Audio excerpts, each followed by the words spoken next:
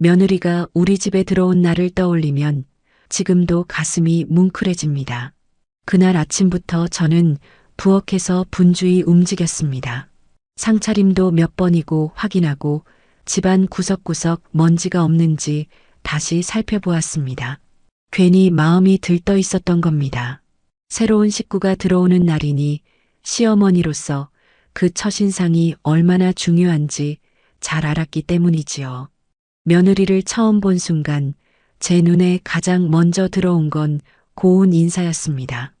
허리를 깊숙이 숙이며 어머니 잘 부탁드립니다라고 또박또박 말하는데 그 목소리엔 진심이 담겨 있었습니다.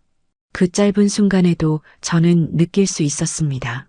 이 아이는 가정교육을 참 바르게 받은 아이구나. 남의 집에 들어오면서도 겸손과 예의를 먼저 앞세울 줄 아는구나 하고 말입니다. 며느리 집안이 유복하다는 이야기는 이미 결혼 준비 과정에서 여러 번 들었습니다. 혼수며 예단, 결혼 자금까지 대부분을 며느리 친정에서 준비했다는 사실은 제 마음을 무겁게 만들었습니다. 시댁에서 해준 게 많지 않아 늘 감사하면서도 한편으로는 미안했습니다. 저 아이가 우리 집에 들어와 불편하지는 않을까, 혹여 부족함을 느끼지는 않을까 하는 걱정이 제 마음 한구석에 늘 자리하고 있었습니다. 그런 제 마음을 알기라도 하듯 며느리는 들어온 첫날부터 성심껏 저를 따랐습니다. 아침마다 저보다 먼저 일어나 부엌에서 움직이기도 하고 작은 일에도 꼭 어머니 감사합니다라는 말을 잊지 않았습니다. 저는 그럴 때마다 가슴이 따뜻해지면서도 더 잘해줘야 한다는 다짐을 스스로 하곤 했습니다. 며느리와 함께 지내는 날들이 이어지면서 제 일상도 조금씩 달라졌습니다. 예전에는 집안일이 제 몫이라고만 생각했는데 이제는 함께 나눌 수 있는 기쁨이 생겼습니다. 며느리와 함께 장을 보러 나가는 길에도 이런저런 이야기를 나누며 웃을 때가 많았습니다. 제가 젊은 시절 느끼지 못했던 작은 행복들을 며느리와 함께 다시 경험하는 듯 했습니다. 이런 며느리를 얻은 것은 제 인생의 큰 축복이라 생각했습니다. 그래서 친구들에게도 자랑을 했습니다. 우리 며느리가 참 마음씨가 곱고 예의가 바르다네. 이렇게 좋은 며느리를 얻은 것도 내 팔자인가 싶다네. 친구들은 부러움 섞인 눈빛으로 제 이야기를 듣곤 했습니다. 저는 그럴 때마다 속으로 감사했습니다. 내가 참 큰 복을 받았구나. 하지만 사람의 인생이 늘 꽃길만 있는 것은 아니었습니다. 어느 날부터인가 며느리의 얼굴에 어두운 그림자가 드리우기 시작했습니다. 예전처럼 밝게 웃던 모습은 줄어들었고 아침 식탁 앞에서도 숟가락이 자주 멈추곤 했습니다. 입맛이 없니? 하고 물으면 며느리는 억지 미소를 지으며 괜찮습니다. 어머니라고 대답했습니다. 하지만 저는 알 수 있었습니다. 그 대답 속에는 말 못할 무거운 사정이 담겨 있다는 것을. 처음엔 단순히 몸이 좋지 않은 줄 알았습니다. 피곤해서 그럴 수도 있다고 생각했지요. 하지만 날이 갈수록 며느리의 얼굴빛은 더 창백해졌습니다. 제가 병원에 가보자라고 말하면 며느리는 고개를 저으며 괜찮다고 했습니다. 저는 속으로 답답했지만 더 캐묻지 못했습니다. 괜히 마음을 더 힘들게 할까 싶어서였습니다. 며느리와 함께 지낸 지 어느덧 몇 달이 지나자 집안 풍경이 눈에 띄게 달라졌습니다. 예전에는 저 혼자 분주히 움직이던 부엌에도 늘 며느리의 발자국이 함께했습니다. 저는 평생을 살림하며 지내왔으니 손만 뻗으면 다 알 수 있는 사람입니다. 그런데도 며느리는 그 작은 움직임 하나하나를 꼭 제게 묻곤 했습니다. 어머니, 김치 냉장고에 들어있는 무김치 꺼내도 될까요? 어머니, 이 반찬은 어디에 담아드릴까요? 그렇게 사소한 것까지 허락을 구하는 모습이 참 고마웠습니다. 단순히 예의 때문이 아니었습니다. 며느리의 태도 속에는 새로운 집안에 들어온 사람이 지켜야 할 조심스러움과 정성이 함께 느껴졌습니다.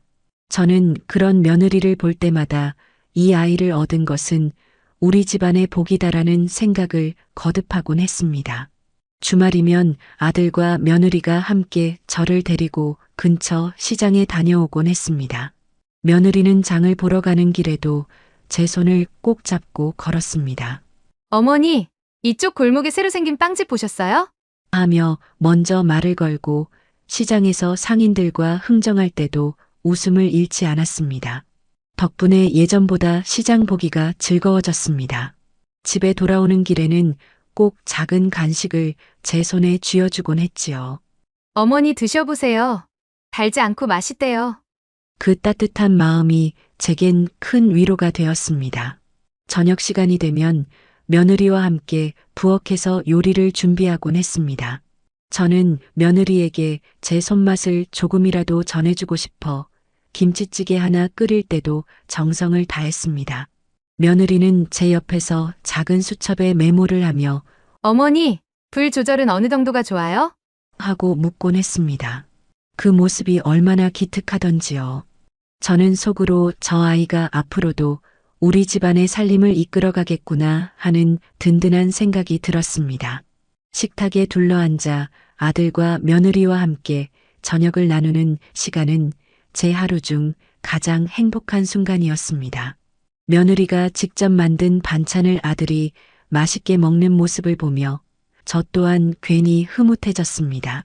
아들은 우리 집은 늘 음식이 맛있다고 웃으며 젓가락을 내려놓지 않았습니다. 며느리는 수줍게 웃으며 어머니께 배운 거예요라고 말하곤 했습니다.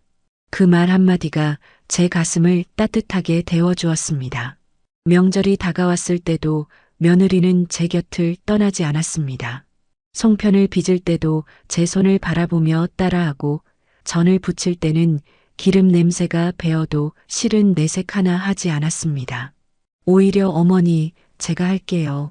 어머니는 앉아서 쉬세요라며 앞치마를 동여매고 부엌에 서 있었습니다. 저는 그 모습에 눈시울이 뜨거워졌습니다. 며느리를 단순히 아들의 아내로만 생각했던 것이 부끄러울 정도였습니다. 이제는 제 친딸처럼 느껴졌습니다. 가끔은 며느리와 함께 텔레비전을 보며 소소한 대화를 나누기도 했습니다. 드라마 속 시어머니와 며느리의 갈등 장면이 나오면 며느리가 제 눈치를 보며 웃곤 했습니다. 어머니, 저는 절대 저렇게 안 할 거예요. 걱정 마세요. 그러면 저는 장난스럽게 그 말 평생 기억해 두마하며 웃어넘겼습니다. 그때마다 집안의 따뜻한 웃음소리가 울려 퍼졌습니다. 며느리와 함께한 나날은 참 소소했지만 그 소소함 속에 큰 행복이 담겨 있었습니다. 저는 날마다 감사했습니다. 이렇게 좋은 아이를 며느리로 맞이한 것도, 아들이 그런 아내를 얻어 웃음을 되찾은 것도 모두 하늘이 내려주신 복 같았습니다. 그래서 저는 매일 밤 잠자리에 들기 전 마음속으로 되뇌곤 했습니다. 오늘도 참 감사한 하루였다. 제발 이 행복이 오래도록 이어지게 해달라. 그러나 사람의 바람이 언제나 이루어지지는 않더군요. 그 행복한 날들이 길게 이어질 거라 믿었던 제 바람과는 달리 어느 날부터인가 며느리의 얼굴에 조금씩 그늘이 드리워지기 시작했습니다. 그러던 어느 날부터였습니다. 며느리의 얼굴빛이 조금씩 변하기 시작한 건 처음에는 대수롭지 않게 여겼습니다. 누구나 피곤한 날이 있는 법이고 계절이 바뀌면 몸이 쉽게 지칠 수도 있으니까요. 하지만 시간이 갈수록 며느리의 얼굴은 날이 차갑게 식어가는 것처럼 점점 창백해져 갔습니다. 아침 식탁에서 그 변화는 더 뚜렷하게 드러났습니다. 예전 같으면 따뜻한 밥 한 그릇에 반찬을 곁들여 맛있게 먹던 아이가 요즘은 밥알을 몇 숟갈 뜨다 말고 젓가락을 내려놓곤 했습니다. 저는 그 모습을 슬쩍 살피다가 입맛이 없니? 어디 불편하니? 하고 조심스럽게 물었습니다. 그러면 며느리는 늘 억지 미소를 지으며 괜찮습니다. 어머니, 그냥 요즘 피곤해서 그래요라고 대답했습니다. 하지만 그 미소는 예전처럼 환하지 않았습니다. 눈가에 힘이 없고 말끝도 힘없이 떨어지는 것이 분명히 무언가를 숨기고 있다는 걸 말해주고 있었습니다. 저녁에 아들이 퇴근하고 들어와도 며느리의 모습은 전과 달랐습니다. 예전에는 부엌에서 종종 웃음소리가 흘러나왔습니다. 아들이 농담을 하면 며느리가 까르르 웃으며 받아주곤 했지요. 그런데 언제부턴가 그 웃음소리가 사라졌습니다. 대신 며느리는 조용히 밥을 차리고 말없이 앉아 숟가락만 움직였습니다. 아들도 눈치를 챘는지 요즘 힘들어?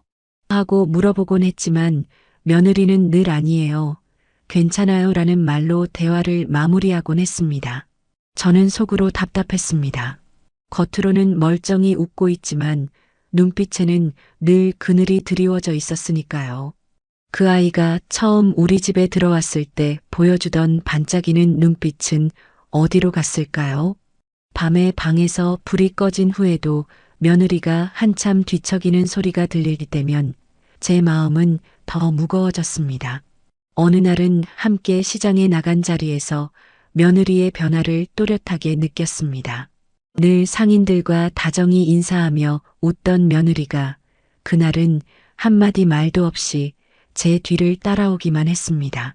고개는 자꾸 숙여져 있었고 손에 든 장바구니도 무겁게만 보였습니다. 저는 걱정스러운 마음에 얘야, 어디 아픈 거 아니지? 요즘 기운이 없어 보여서 말이다 하고 넌지시 물었습니다. 그러자 며느리는 또다시 억지로 웃으며 대답했습니다. 아니에요, 어머니? 그냥 잠을 잘 못 잤어요. 그 말은 도리어 제 마음을 더 무겁게 만들 뿐이었습니다. 밤에 혼자 부엌 정리를 할 때면 며느리의 표정이 자꾸 떠올랐습니다. 저 아이에게 무슨 일이 있는 건 아닐까? 혹시 친정에 무슨 일이 생긴 건 아닐까? 아들이랑 무슨 갈등이 생긴 건 아닐까? 온갖 생각이 머리를 스쳤습니다. 하지만 정작 며느리는 한 번도 먼저 속내를 꺼내지 않았습니다. 그저 괜찮다는 말만 반복했습니다. 그때 저는 알았습니다. 며느리가 저에게조차 털어놓지 못할 만큼 무거운 짐을 혼자 지고 있다는 사실을. 겉으로는 평온해 보이지만 속으로는 얼마나 힘겨울까 생각하니 마음이 저려왔습니다. 그리고 그 예감은 결국 어느 날 새벽 제 눈앞에서 확실해지고 말았습니다. 그날은 유난히 잠이 오지 않았습니다. 밤새 뒤척이다가 겨우 눈을 붙였는데 한밤중에 목이 말라 잠에서 깼습니다. 시계를 보니 새벽 2시가 조금 넘은 시각이었습니다.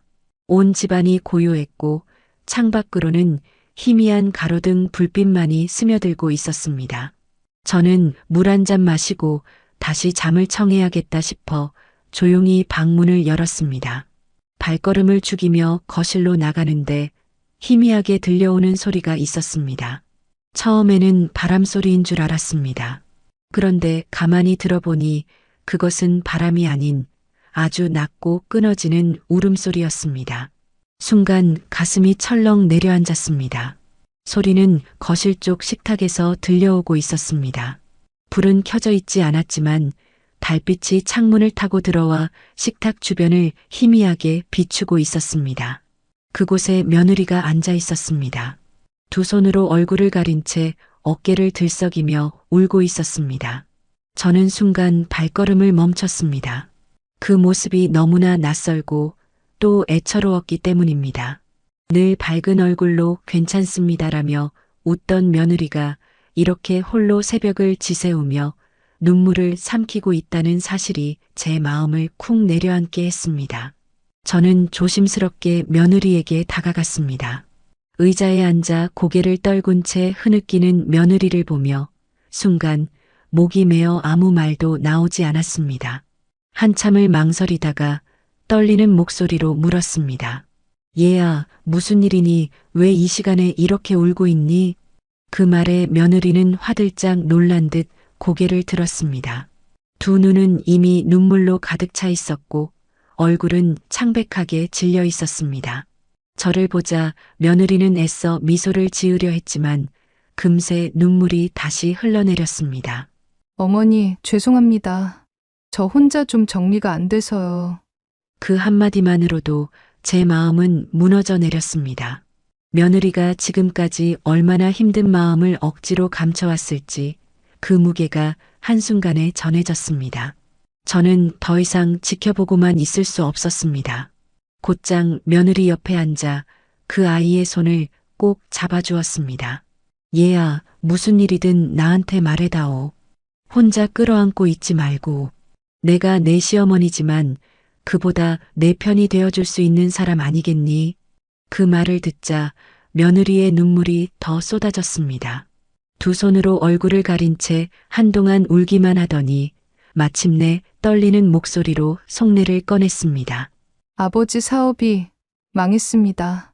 저는 아무것도 해드릴 수가 없는데 아버지는 점점 힘들어하시고 저는 그저 옆에서 지켜만 보고 있어야 해서 너무 괴롭습니다. 그 순간 퍼즐이 맞춰지듯 모든 게 이해되었습니다.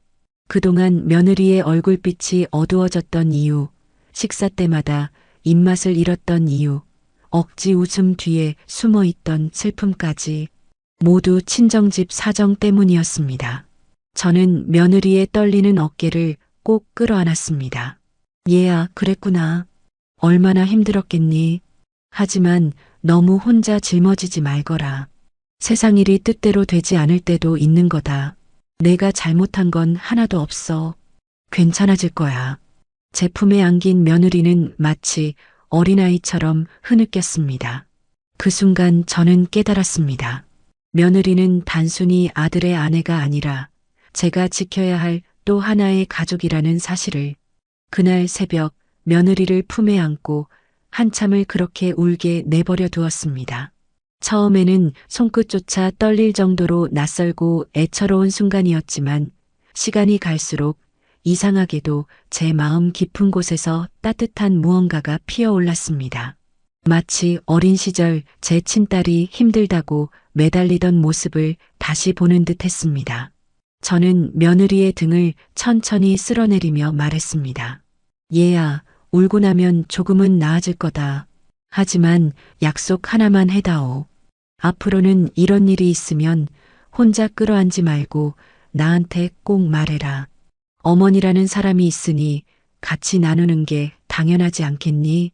며느리는 눈가가 붉게 부어오른 채 고개를 끄덕였습니다. 네, 어머니. 제가 괜히 걱정 끼칠까 봐 숨겼어요. 그런데 더는 혼자 버티기가 힘들었어요. 그 대답에 제 가슴은 또다시 저려왔습니다. 얼마나 힘들었으면 저 새벽에 홀로 눈물을 쏟았을까요? 저는 속으로 다짐했습니다. 이제부터라도 이 아이의 곁에서 든든한 기둥이 되어주자. 며느리에게 있어 시댁이 부담이 아니라 쉼터가 될 수 있도록 무엇보다 제가 친정 같은 어머니가 되어야 한다고 말입니다. 그날 이후 며느리와 제 사이는 한층 더 가까워졌습니다. 아침에 부엌에서 마주칠 때면 며느리는 예전보다 더 깊은 눈빛으로 저를 바라보았습니다. 마치 제가 의지할 수 있는 분이 바로 어머니시구나 하는 고마움이 담긴 눈빛이었습니다. 저 역시 그런 눈빛을 받을 때마다 속으로 힘이 났습니다. 저녁밥을 준비할 때도 달라졌습니다. 예전에는 제가 이건 이렇게 해라 하고 가르치듯 말했다면 이제는 며느리가 먼저 어머니, 이건 제가 해볼게요. 어머니는 앉아 계세요 하고 제 손을 붙잡았습니다. 부엌에 나란히 서서 팔을 다지며 이런저런 이야기를 나누다 보면 어느새 며느리의 얼굴에도 예전 같은 미소가 조금씩 돌아왔습니다. 어느 날은 시장에서 돌아오는 길이었습니다. 며느리가 장바구니를 들고 제 옆을 걸으며 말했습니다. 어머니, 저는 참 다행이에요. 이렇게 어머니랑 같이 시장도 다니고, 이야기도 나누고, 친정 사정이 어려워도 저는 여기서 마음이 편해요. 그 말에 저는 순간 울컥했습니다. 괜히 눈물이 고여서 얼른 고개를 돌리며 짧게 대답했습니다. 얘야, 그 말 한마디면 나는 더 바랄 게 없다. 그 뒤로 며느리와 저는 일상의 작은 순간마다 서로에게 더 의지하게 되었습니다.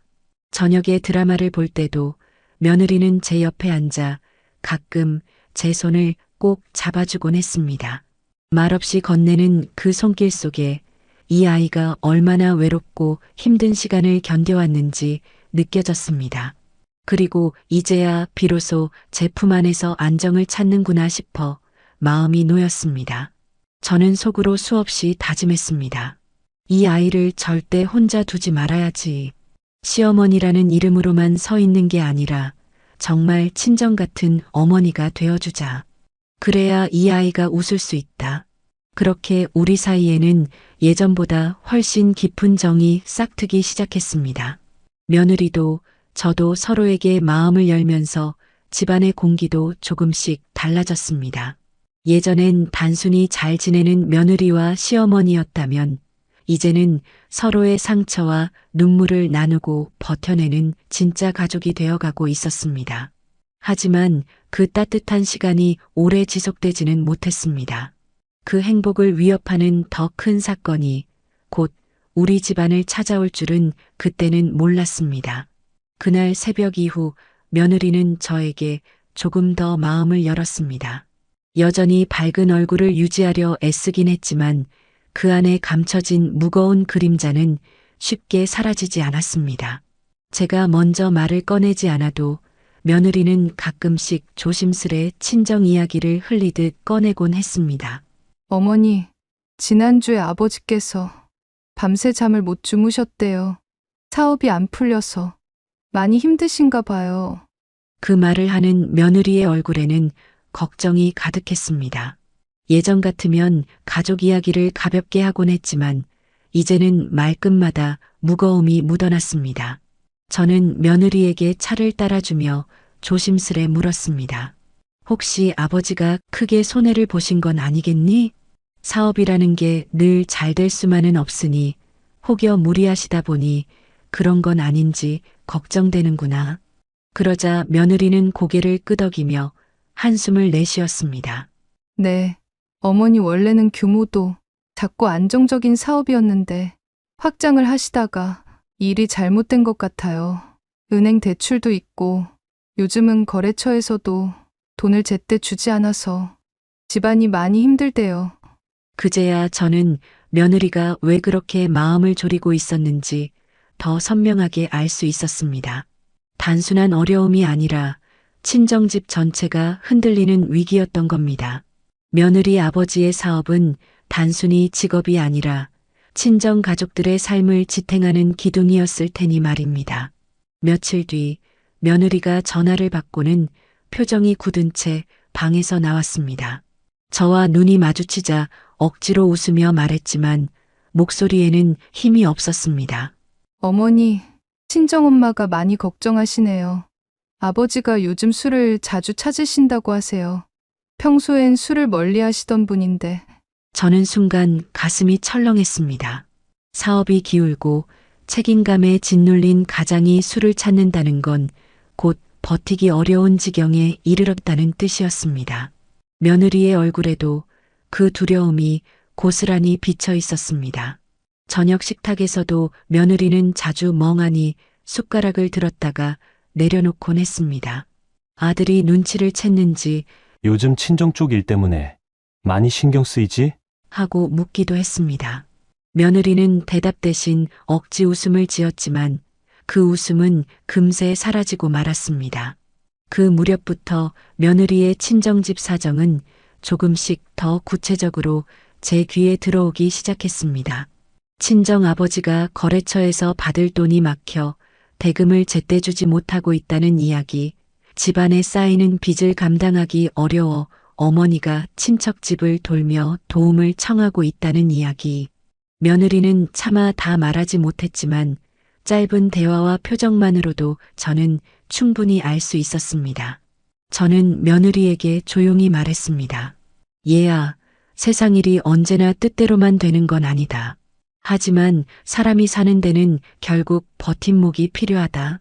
내가 내 친정 식구들 마음 붙일 기둥이 되어주려 애쓰는 건 알지만 내 어깨만으로는 너무 버거울 거다.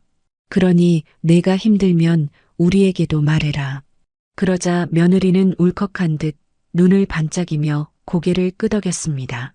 네, 어머니 말씀해 주셔서 감사해요. 사실 저는 그게 가장 두려웠거든요. 괜히 시댁에 누가 될까 봐요. 그날 밤 며느리 방에서 들려오는 가벼운 훌쩍임 소리에 제 마음도 무거워졌습니다. 이제는 단순한 짐작이 아니라 며느리 친정이 정말 위태로운 상황이라는 것을 뼈저리게 실감했습니다. 며느리 친정집의 사정이 조금씩 드러난 뒤로 집안의 공기는 예전처럼 가볍지 않았습니다. 며느리는 여전히 아침이면 웃으며 제게 인사를 하고 부엌에서 손발을 맞추며 살뜰히 움직였습니다. 하지만 그 웃음은 예전만큼 자연스럽지 않았습니다. 마음속 깊은 곳에 가라앉은 근심이 아무리 애써 감추려 해도 눈빛과 표정에 묻어났습니다. 저는 그럴 때마다 며느리를 더 따뜻하게 대하려 했습니다. 때로는 과일을 깎아 건네며 얘야, 내 얼굴이 요즘 부쩍 수척해졌다. 속을 다 말하진 않아도 내 마음이 편치 않다는 건 다 느껴진다 하고 조심스레 말했습니다. 며느리는 고개를 숙이며 짧게 대답했습니다. 네, 어머니. 그냥 친정일이 잘 안 풀려서 그렇습니다. 그 한마디 뒤에는 더 긴 이야기가 숨어 있다는 걸 저는 알 수 있었습니다. 하지만 며느리는 끝내 말을 잇지 않았습니다. 그럴 때마다 저도 더는 묻지 않았습니다. 대신 속으로 다짐했지요. 이 아이가 스스로 내게 털어놓을 때까지 기다리자. 억지로 캐묻는 건 오히려 상처가 될 수 있으니. 그러던 어느 날 저녁 며느리는 전화를 받고 표정이 굳어버렸습니다. 수화기를 내려놓고는 한참을 멍하니 서 있다가 부엌에 있는 저를 보고 애써 미소를 지었습니다. 어머니, 오늘은 저녁을 조금 늦게 드셔도 괜찮으시죠? 그 말투는 평소와 다름없었지만 그 눈가에는 금세라도 눈물이 맺힐 듯한 불안이 서려 있었습니다. 저는 차마 아무 말도 하지 못한 채 고개만 끄덕였습니다. 그날 밤 방으로 돌아온 며느리의 발소리가 무겁게 들렸습니다. 방문이 닫히는 소리 뒤로 낮게 울먹이는 기척이 느껴졌습니다. 아들은 모른 채 한 듯 피곤하다며 곧 잠자리에 들었지만 저는 한참 동안 마음이 불편해 뒤척였습니다. 며칠 뒤에는 이런 일도 있었습니다. 며느리가 장을 보러 나갔다가 빈손으로 돌아왔습니다. 분명 지갑을 들고 나갔는데 장바구니는 텅 비어 있었습니다. 제가 의아한 눈빛으로 바라보자 며느리는 쓸쓸히 웃으며 말했습니다. 어머니, 그냥 오늘은 괜히 사는 게 망설여졌어요. 아버지 생각이 자꾸 나서요. 그 말 속에는 돈을 쓰는 것조차 마음의 짐이 되어버린 며느리의 처지가 고스란히 드러나 있었습니다. 그때부터 저는 밤마다 불안한 마음을 떨칠 수 없었습니다.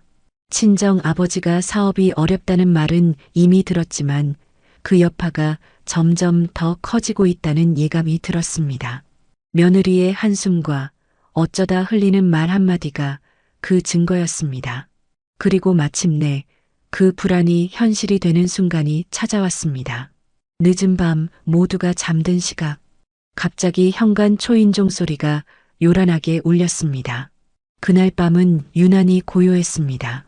아들과 며느리는 이미 방에 들어가 있었고 저도 불을 끄고 막 누우려던 참이었습니다.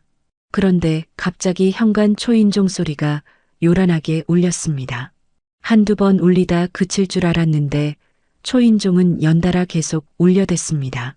한밤중이라 더 크게 울리는 듯 가슴이 철렁 내려앉았습니다. 서둘러 거실로 나와 현관문을 열었을 때 저는 눈앞의 광경에 순간 말을 잃고 말았습니다. 문 앞에는 다름 아닌 며느리 친정엄마, 그러니까 제 사돈이 서 있었습니다. 평소엔 단정하던 모습이었는데 그날은 머리가 흐트러져 있었고 얼굴은 헬쑥하게 야위어 있었습니다. 놀란 마음의 사돈, 이 시간에 웬일이십니까 하고 인사를 건네자 사돈은 제 눈을 마주치지도 않은 채 그대로 현관 안으로 들어왔습니다. 그리고는 소파를 보지도 않고 곧장 거실 바닥에 무릎을 꿇었습니다. 저는 깜짝 놀라 두 손을 내저으며 말했습니다. 아이고 사돈, 이게 무슨 일이십니까? 왜 이러세요? 그러자 사돈은 두 손을 모은 채 울먹이며 입을 열었습니다. 제발 돈 좀 빌려주실 수 없겠습니까? 아니면 보증이라도 서주실 수 없겠습니까? 순간 제 귀를 의심했습니다. 저는 서둘러 사돈을 일으키려 했습니다. 아니, 사돈. 무슨 말씀을 그렇게 하십니까? 이게 대체 무슨 일이에요? 사돈은 눈물을 흘리며 절박한 목소리로 이어갔습니다. 지금 상황이 너무 위급합니다. 남편 사업이 완전히 무너져서 이리저리 빚을 내다 더는 막을 수가 없어요. 친척 집이며 지인 집까지 다 찾아다녔지만 아무도 도와주지 않습니다. 이젠 갈 데가 없어 마지막으로 여기까지 왔습니다. 저는 머리가 멍해졌습니다. 말로만 듣던 어려움이 이토록 절박한 상황일 줄은 몰랐습니다. 며느리 친정의 고통이 결국 이렇게 우리 집 문 앞까지 다가온 겁니다. 사돈, 제가 도와드리고 싶은 마음이야 굴뚝 같습니다. 하지만 지금 얼마나 필요하시다는 겁니까? 제가 조심스레 묻자 사돈은 떨리는 목소리로 금액을 말했습니다. 그 순간 저는 입술이 굳어졌습니다. 그건 도저히 상상조차 하지 못할 억 단위의 금액이었습니다. 너무나 큰 액수라 저희 집 형편으로는 도저히 감당할 수 없는 수준이었습니다. 저는 잠시 말을 잃고 사돈을 바라보다가 겨우 입을 열었습니다. 사돈, 아무리 제가 도와드리고 싶어도 그건 저희 집에서 어떻게 할 수 있는 금액이 아닙니다. 그러자 사돈의 눈빛이 변했습니다. 울음 섞인 간청은 순식간에 절망과 초조함으로 바뀌더니 다시 저를 향해 매섭게 꽂혔습니다. 그럼 이 집이라도 담보로 걸어주실 순 없는 겁니까? 은행에서 빌릴 수 있게만 해주셔도 우리가 살 길이 열립니다. 저는 그 말에 더 이상 가만히 있을 수 없었습니다. 단호하게 고개를 저으며 말했습니다. 사돈, 그건 안 됩니다. 아무리 친정 사정이 급해도 저희 집까지 담보로 거는 건 너무 위험합니다. 그건 서로를 망치는 길이에요. 하지만 사돈은 물러서지 않았습니다. 눈물을 훔치며 더 간절히 매달렸습니다. 그럼 도대체 뭘 해주실 수 있습니까? 저희는 이제 정말 끝입니다. 마지막 희망이라고 생각하고 찾아온 겁니다. 그 순간 거실 공기는 숨이 막히도록 무거워졌습니다. 며느리는 소리에 놀라 방에서 나와 어머니를 보더니 그대로 주저앉아 울음을 터뜨렸습니다. 저는 며느리의 떨리는 어깨를 붙잡으며 사돈을 바라봤습니다. 제가 해드릴 수 있는 게 정말 없습니다. 마음은 그렇지 않은데 현실이 그렇습니다. 그러자 사돈은 돌연 목소리를 높였습니다. 그렇다면 내 딸이 여기 있을 이유도 없네요. 당장 데리고 가겠습니다. 차라리 이혼시키세요. 그 말은 제 가슴을 후려치는 벼락 같았습니다. 너무나 터무니없는 말 앞에 저는 순간 아무 대답도 할 수 없었습니다.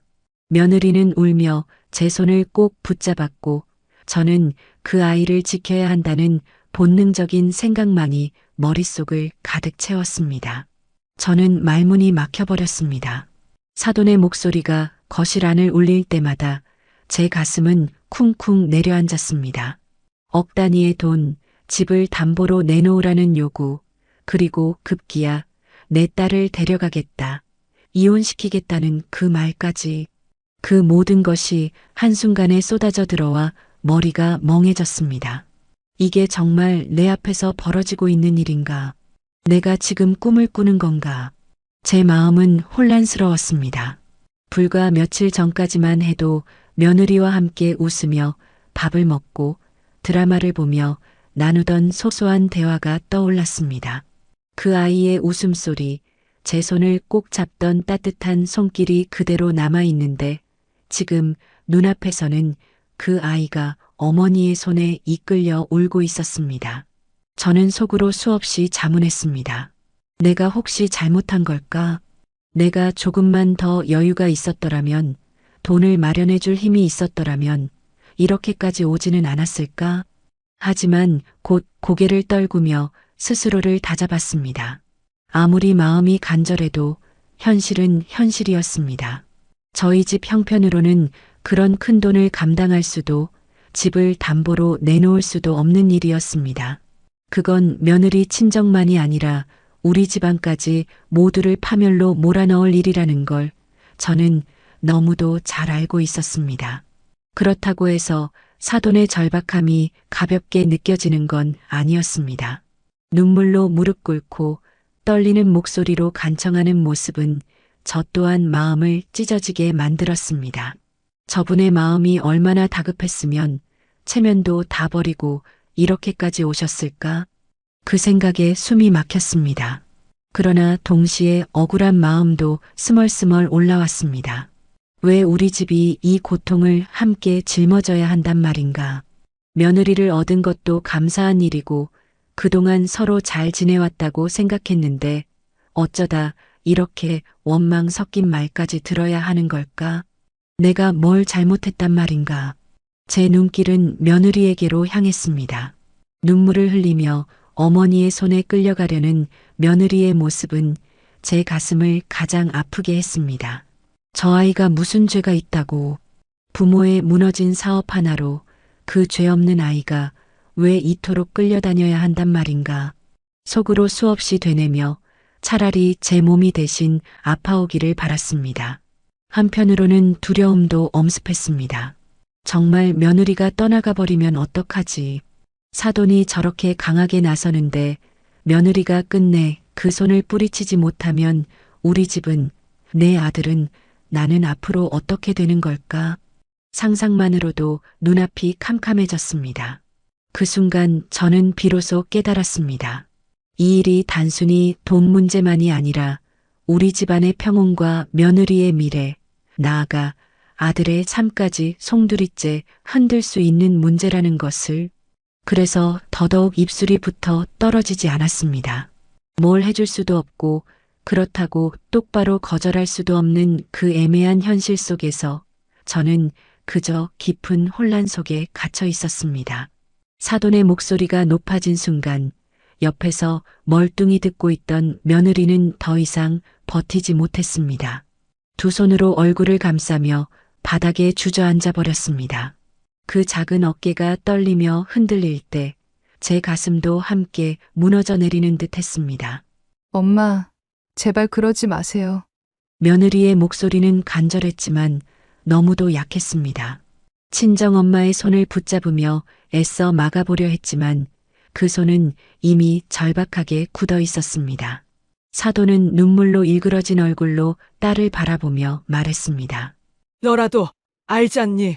우리 집이 지금 어떤 상황인지. 내가 여기 앉아 웃고 떠드는 동안 아버지는 무너져 가고 계시잖아. 내가 어떻게 나를 말릴 수가 있니? 그 말에 며느리는 고개를 숙인 채 더 크게 흐느꼈습니다. 저와 눈이 마주쳤을 때 그 눈빛 속엔 이루 말할 수 없는 죄책감과 슬픔이 뒤섞여 있었습니다. 마치 어머니, 저는 어떻게 해야 할까요? 하고 묻는 것 같았습니다. 저는 그 눈빛에서 며느리의 갈등을 읽을 수 있었습니다. 한쪽에는 무너져가는 친정집과 절박한 어머니, 다른 한쪽에는 믿고 의지하며 살아온 시댁과 남편. 어느 쪽도 버릴 수 없기에 그 아이는 그 자리에서 몸과 마음이 찢겨나가는 듯 울고 있었습니다. 어머니, 저는 어떻게 해야 하나요? 제 친정이 저렇게 무너져 가는데 저 혼자 여기서 편히 살아도 되는 건지 모르겠어요. 하지만 시댁에 누가 될까봐 너무 두려워요.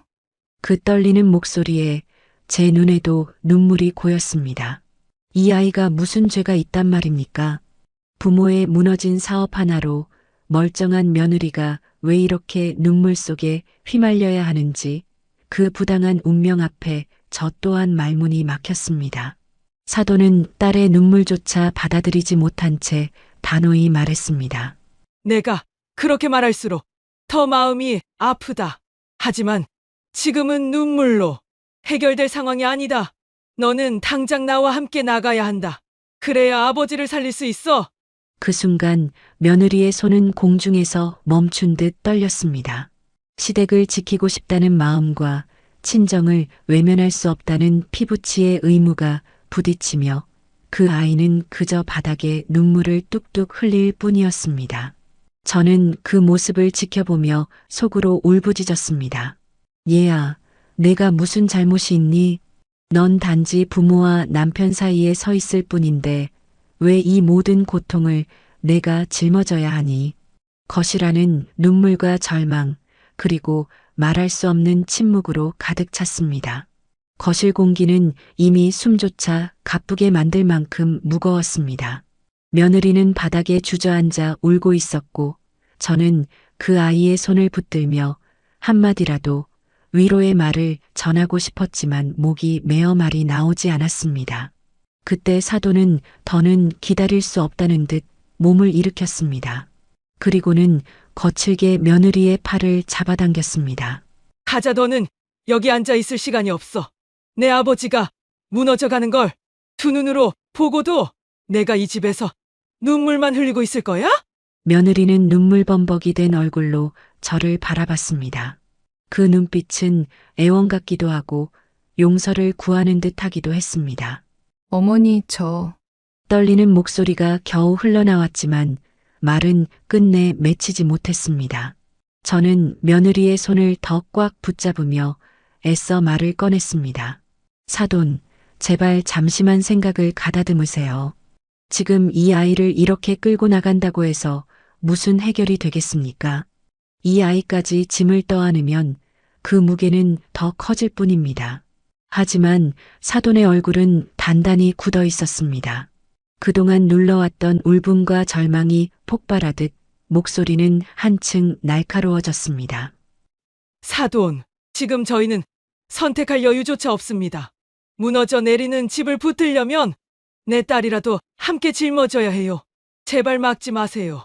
그 말과 함께 사돈은 다시 며느리의 팔을 힘껏 잡아 끌었습니다. 며느리는 울면서 저를 향해 몸을 돌렸습니다. 어머니, 죄송합니다. 정말 죄송합니다. 그 모습은 제 가슴을 천갈래 만갈래 찢어 놓았습니다. 저는 며느리의 손을 끝까지 붙잡고 싶었지만 사돈의 기세와 상황의 절박함 앞에서 제 손은 결국 느슨해지고 말았습니다. 그렇게 며느리는 친정 엄마의 손에 이끌려 현관 밖으로 끌려나갔습니다. 초인종 소리가 울리던 그 현관문이 이번에는 쿵 닫히며 집안은 숨조차 멎을 듯 고요해졌습니다. 남겨진 저는 그대로 거실 바닥에 주저앉았습니다. 방금 전까지 제 곁에 있던 며느리의 울음소리가 아직도 귓가에 맴돌았습니다. 손끝에는 여전히 며느리의 떨림이 남아 있었고 가슴 속에는 도저히 삼킬 수 없는 허망함과 분노가 뒤섞여 있었습니다. 어쩌다 일이 이렇게까지 흘러가 버린 걸까? 내가 지켜주겠다고 다짐했던 아이를 이렇게 허망하게 내 눈앞에서 놓쳐버리다니. 제 눈에서는 뜨거운 눈물이 흘러내렸습니다. 현관문이 닫히는 소리가 쿵 하고 울린 뒤 집안은 숨조차 멎은 듯 조용해졌습니다. 방금 전까지만 해도 거실을 가득 메우던 목소리와 울음은 흔적조차 남지 않았고 남은 것은 그저 싸늘한 적막뿐이었습니다. 저는 한동안 문 앞에 멍하니 서 있었습니다. 마치 몸이 굳어버린 사람처럼 한 발자국도 움직일 수 없었습니다. 거실 한가운데 놓인 식탁 위에는 며느리가 쓰다 만 작은 수첩이 그대로 놓여 있었습니다. 요리법을 적던 그 수첩, 장을 보며 메모하던 글씨가 선명히 남아 있었습니다. 그 작은 흔적이 제 가슴을 더 아프게 파고들었습니다. 손끝으로 수첩을 쓰다듬자마자 눈물이 왈칵 쏟아졌습니다. 내가 지켜야 할 아이였는데 왜 이렇게 허망하게 보내버리고 말았을까? 그 생각만이 끝없이 떠올랐습니다. 부엌 한편에 걸린 앞치마도 며느리의 냄새가 묻어있는 듯 했습니다. 저녁마다 웃으며 매던 그 앞치마가 오늘따라 허전하게 매달려 있었습니다. 작은 그 천한 장조차도 빈자리를 크게 느끼게 만들었습니다. 방으로 들어가도 마찬가지였습니다. 며느리가 다녀간 흔적은 곳곳에 남아 있었습니다. 책상 위에 올려둔 헤어핀, 침대맡에 가지런히 놓인 슬리퍼. 그 모든 것이 그대로 있었지만 정작 주인은 사라져버렸습니다. 저는 그 자리에 앉아 한참 동안 가만히 귀를 기울였습니다.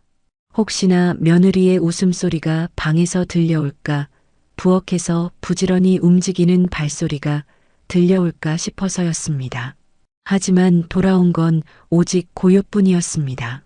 가슴 한구석이 뻥 뚫린 듯 허전했습니다.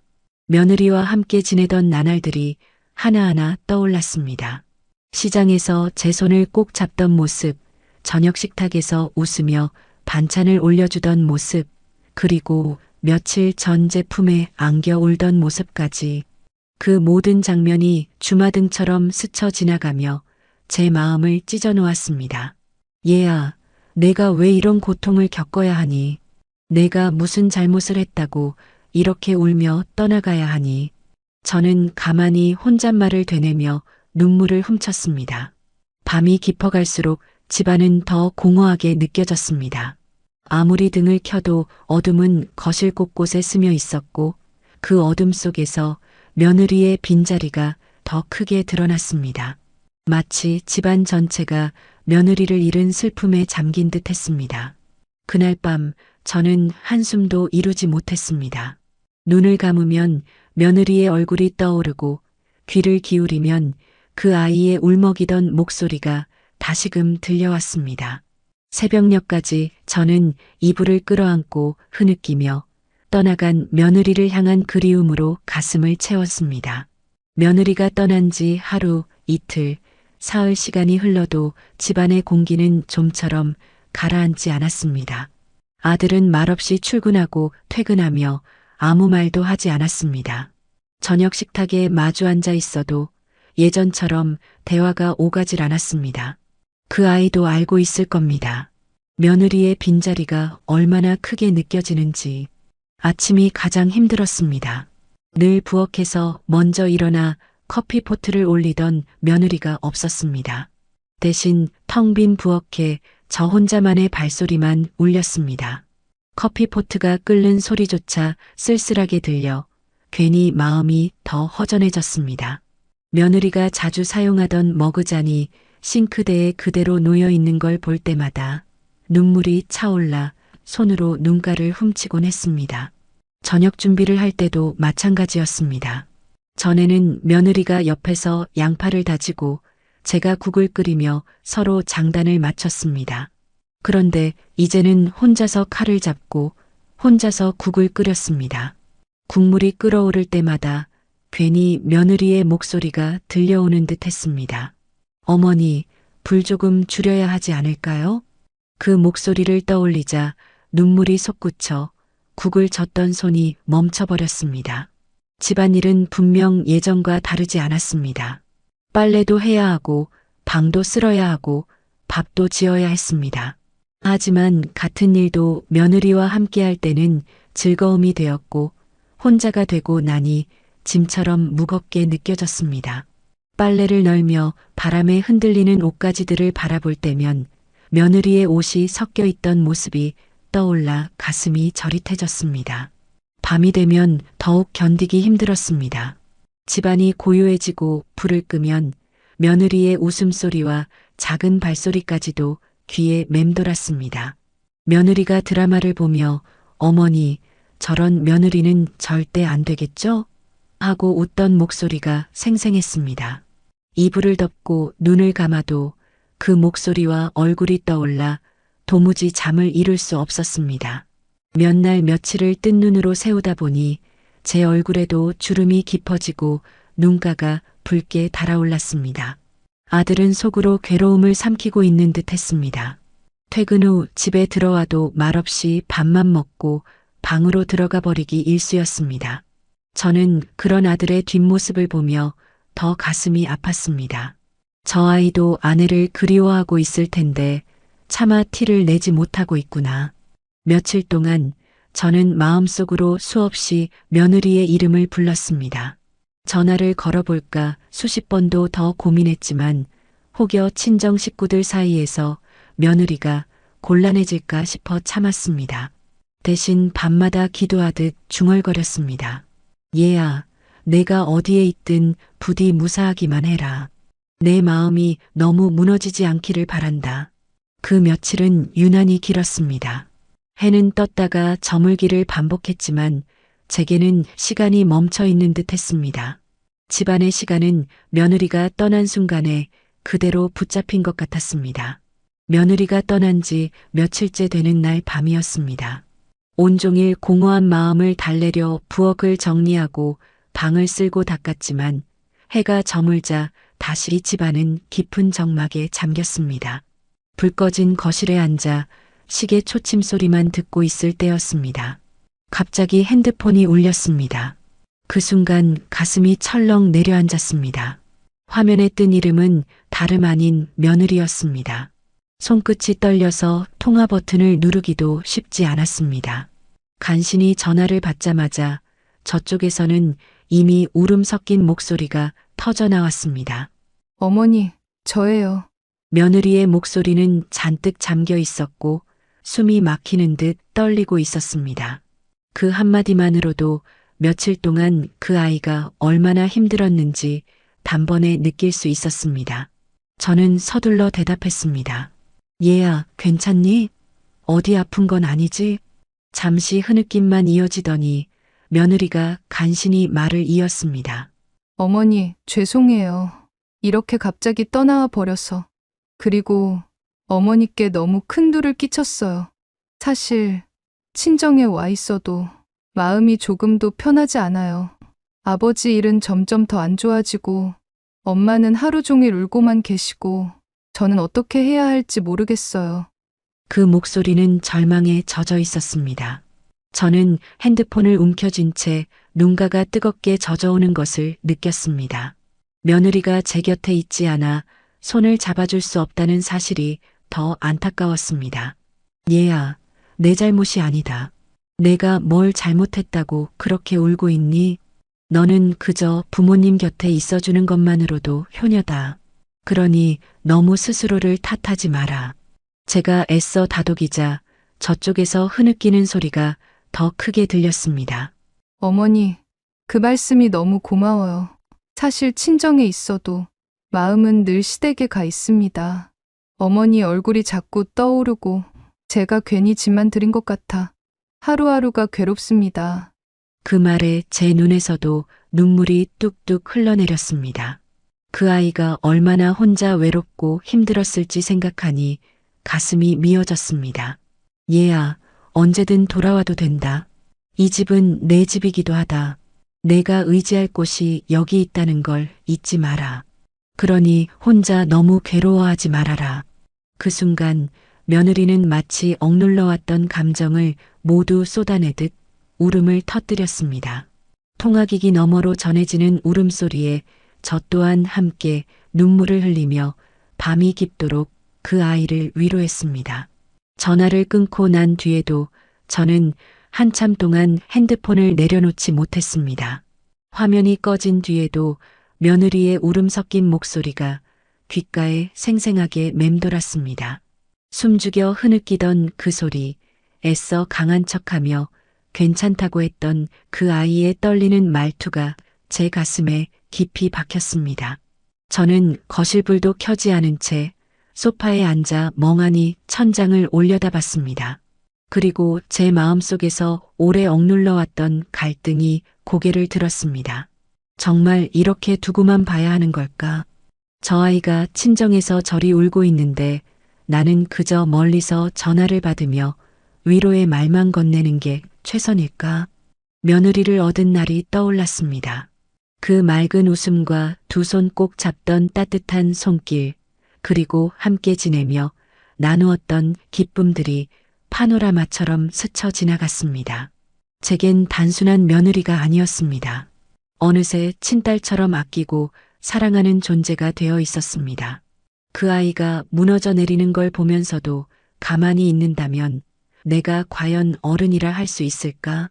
시어머니로서, 아니 한 인간으로서 최소한의 도리를 해야 하지 않겠나? 저는 마음속으로 수없이 다짐했습니다. 며느리가 제 곁에서 울며 의지했던 그날 새벽을 떠올리자 그 아이를 다시 품지 않으면 안 되겠다는 생각이 굳게 자리 잡았습니다. 친정에 무너진 사정은 제 힘으로 다 해결할 수는 없겠지만 최소한 며느리만큼은 지켜내야겠다고 결심했습니다. 이 아이는 더 이상 혼자가 아니야. 내 며느리이자 내 딸이다. 그렇다면 내가 손을 내밀어야 한다. 누가 뭐라 하든 내가 지켜야 한다. 그날 밤 저는 처음으로 마음을 다잡았습니다. 며느리를 친정에 두고 바라만 볼 수는 없었습니다. 사돈이 뭐라 하든 세상이 뭐라 하든 상관없었습니다. 저 아이가 더는 눈물 속에 갇히지 않도록 반드시 다시 데려와야겠다고 굳게 결심했습니다. 결심이 선 순간 제 마음은 오히려 조금은 편안해졌습니다. 이제는 머뭇거리거나 흔들리지 않고 제가 해야 할 일을 해야 한다는 뚜렷한 방향이 생겼기 때문입니다. 저는 깊은 숨을 내쉬며 마음속으로 되뇌었습니다. 얘야, 걱정하지 마라. 내가 힘들어도 결국 돌아올 자리는 여기다. 내가 널 다시 데려오겠다. 다시는 내가 울며 잠드는 일이 없게 하겠다. 그날 밤 저는 긴 시간 끝에 처음으로 결심이라는 불빛을 품고 잠에 들었습니다. 며느리와의 전화 이후 며칠이 지났습니다. 저는 그 아이가 괜찮은지, 밥은 제대로 먹는지, 잠은 자는지 하루에도 수십 번씩 마음속으로 되뇌었습니다. 전화를 걸어볼까 수없이 망설였지만 혹여 며느리가 더 곤란해질까 싶어 참고 또 참았습니다.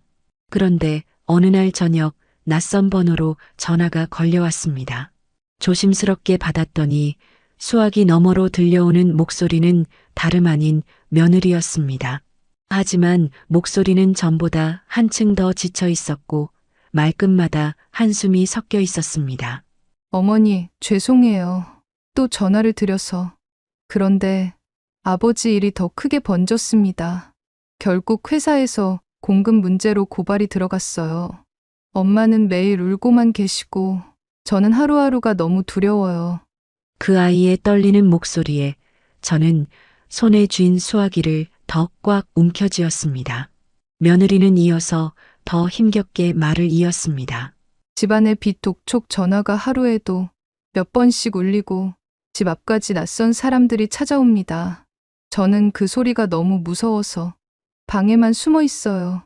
어머니, 솔직히 더는 버틸 자신이 없습니다. 저는 그 말에 온몸이 굳어버렸습니다. 이미 사돈의 집안이 단순히 힘든 상황을 넘어 무너져 내리고 있다는 것을 뼈저리게 느낄 수 있었습니다.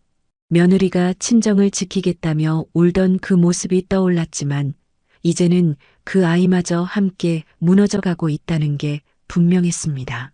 얘야, 울지 말아라. 너 혼자 감당할 일이 아니다.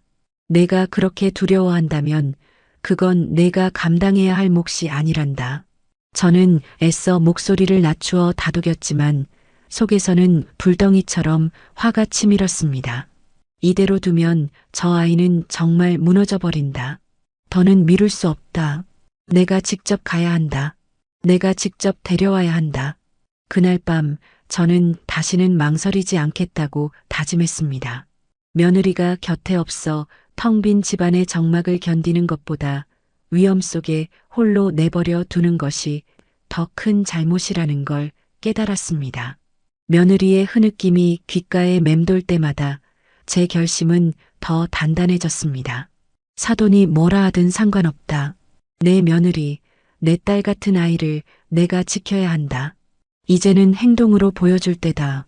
그리고 저는 마음속으로 며느리에게 다짐했습니다. 얘야, 기다려라. 내가 널 데리러 가겠다. 두려워하지 마라. 다시는 너를 울게 두지 않겠다. 며느리와 마지막 통화를 나눈 지 며칠 뒤 저는 참기 힘든 소식을 듣게 되었습니다. 사돈네 집 사정을 아는 이웃을 통해 전해진 이야기였습니다. 며느리 아버지가 결국 구속됐답니다.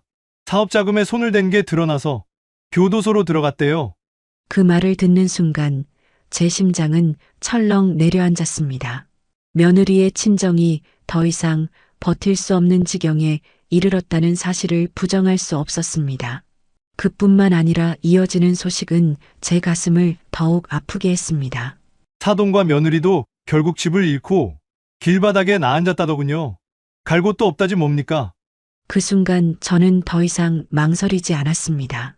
이미 결심했던 대로 이젠 행동으로 옮겨야 할 때였습니다. 이제는 내가 나서야 한다. 이대로 두면 사돈댁은 정말 설 곳을 잃고 망가져 버린다. 저는 곧장 외투를 걸치고 집을 나섰습니다.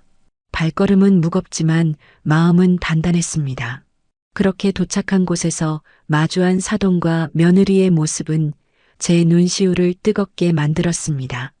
허름한 가방 하나와 비닐봉지 몇 개의 의지에 길가에 앉아 있는 두 모녀. 사돈은 초췌한 얼굴로 하염없이 눈물을 흘리고 있었고 며느리는 옆에서 고개를 푹 숙인 채 떨고 있었습니다. 며느리의 손등에는 깊이 파인 자국이 남아 있었는데 며칠 동안 제대로 씻지도 못한 듯 보였습니다. 저는 그 자리에서 멈추어 잠시 숨을 고른 뒤 조용히 다가가 며느리의 어깨를 감쌌습니다. 얘야, 이제 그만하자. 너희는 혼자가 아니다. 우리 집으로 가자. 그게 내 자리다. 며느리는 제 얼굴을 올려다보더니 곧장 눈물을 터뜨렸습니다. 어머니, 제가 이렇게까지 폐를 끼쳐도 되는 걸까요? 저는 고개를 저으며 그 아이를 꼭 끌어안았습니다. 무슨 소리니? 내가 널 며느리로 맞이한 순간부터 넌 내 딸이다.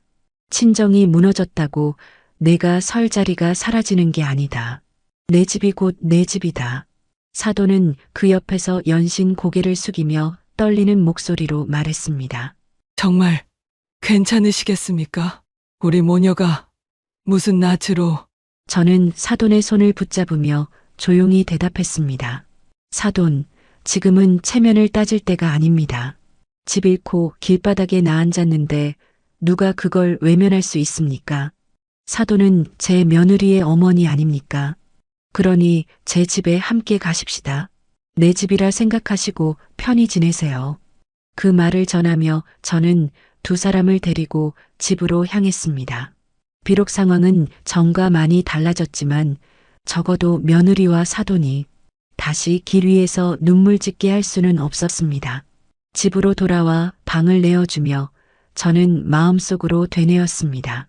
앞으로 어떤 어려움이 닥치더라도 며느리와 사돈만큼은 내가 끝까지 지켜야 한다. 이제는 내 책임이다.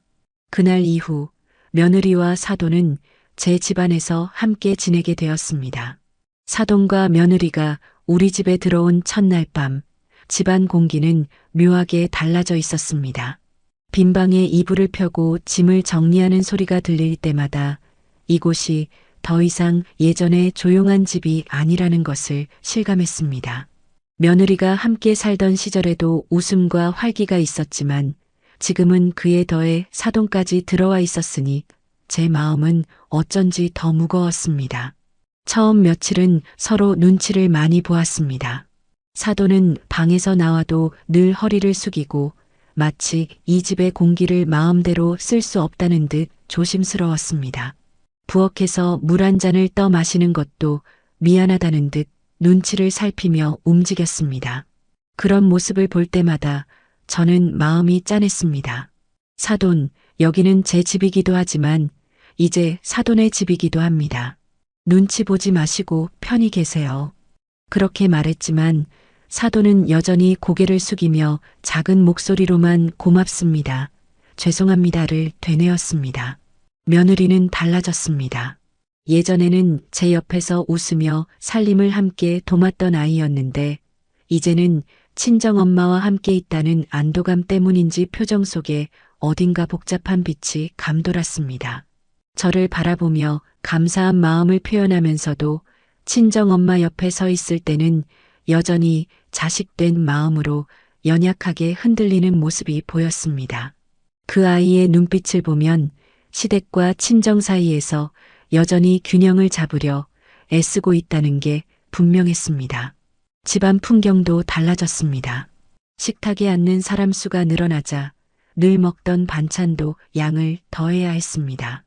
밥솥에서 나는 김이 예전보다 더 풍성해졌지만 그 풍경이 무조건 즐겁게만 느껴지진 않았습니다. 웃음소리와 대화가 오가는 대신 어쩐지 조심스러운 정적이 흐르는 시간이 많았습니다. 특히 아들이 퇴근해 돌아왔을 때 며느리와 사돈이 함께 앉아 있는 식탁 앞에서 잠시 멈칫하는 모습은 저의 마음을 더 무겁게 만들었습니다. 그러나 또 다른 면에서는 그 속에서 조금씩 새로운 기운이 자라나는 것도 느낄 수 있었습니다. 사돈은 비록 조심스러웠지만 집안일을 돕겠다며 부엌에 나와 설거지를 거들곤 했습니다. 제가 말리면 곧장 물러섰지만 그 손길 속에는 분명 이 집안의 보탬이 되고 싶다는 마음이 담겨 있었습니다. 며느리도 예전처럼 부지런히 움직이며 친정엄마 곁을 지켜주려 애썼습니다. 저는 그런 모습을 지켜보며 마음속으로 다짐했습니다. 비록 우리 집 풍경은 예전과 달라졌지만 이 또한 함께 견뎌내야 할 인연이다. 사돈이 내 집에 머무는 것이 불편하게만 느껴진다면 그건 내 그릇이 작은 탓일 것이다. 내 며느리의 엄마이자 결국은 내 가족이다. 그날 이후 저는 식탁에 앉을 때마다 의도적으로 더 환하게 웃으려 애썼습니다. 낯선 긴장감이 집안을 가득 채우는 대신 조금이라도 따뜻한 공기가 감돌게 하고 싶었습니다. 아직 완전히 편해진 것은 아니었지만 서로가 마음을 열기 위해 조심스러운 발걸음을 내딛고 있다는 것만은 분명했습니다. 시간이 흐르면서 집안의 풍경은 조금씩 달라졌습니다. 처음에는 서로 어색하고 조심스러웠지만 함께 밥을 먹고 하루를 나누다 보니 웃음이 다시 번지기 시작했습니다. 사돈은 여전히 미안한 마음을 놓지 못했지만 제가 일부러 따뜻한 말로 다가가니 조금씩 마음을 열었습니다. 사돈, 이제는 마음고생 그만하세요. 여기가 곧 사돈의 집입니다. 괜히 미안하다 생각하지 마시고 편히 지내셔야 저도 편합니다. 그 말에 사돈은 눈시울이 붉어지며 고개를 끄덕였습니다. 그 옆에서 며느리는 눈물이 글썽이며 제 손을 꼭 잡았습니다. 어머니, 정말 감사합니다. 제가 평생 이 은혜를 잊지 않겠습니다. 그 손끝에서 전해지는 따뜻한 온기는 마치 제 친딸의 손을 잡은 듯 했습니다. 그 순간 저는 다시 한번 마음을 굳게 다졌습니다. 그래, 이제부터는 내가 저 아이와 사돈을 지켜야 한다. 더는 이 집에서 눈물 흘리게 해서는 안 된다. 내 아들을 지켜주었던 아이, 내 며느리와 그 어머니를 내가 품어야 한다. 그날 이후로 저는 두 사람을 내 식구라 여기며 보살폈습니다. 밥상 위에는 늘 세 사람 몫의 반찬을 더 준비했고 대화 속에는 조심스러운 웃음이 하나둘 자리 잡았습니다. 밤이면 며느리와 함께 차를 마시며 속 깊은 이야기를 나누기도 했고 사돈과는 살림살이 이야기를 주고받으며 서로의 상처를 조금씩 덜어냈습니다. 물론 여전히 앞길은 쉽지 않을 것입니다. 며느리의 아버지가 수감 중인 현실은 바뀌지 않았고 친정집의 상처는 쉽게 치유되지 않을 것입니다. 그러나 저는 알았습니다. 삶은 결국 혼자가 아니라 함께 견뎌내는 것이라는 사실을 저는 속으로 다짐했습니다. 앞으로 무엇이 닥치든 이 집은 더 이상 외로운 집이 아니다. 우리가 함께라면 다시 웃을 수 있다. 그렇게 저는 며느리와 사돈을 품에 안고 화목한 나날을 만들어 가기로 마음먹었습니다. 이제 제 집안에는 더 이상 공허한 울음이 아닌 서로를 지켜주는 따뜻한 숨결이 자리하게 되었습니다.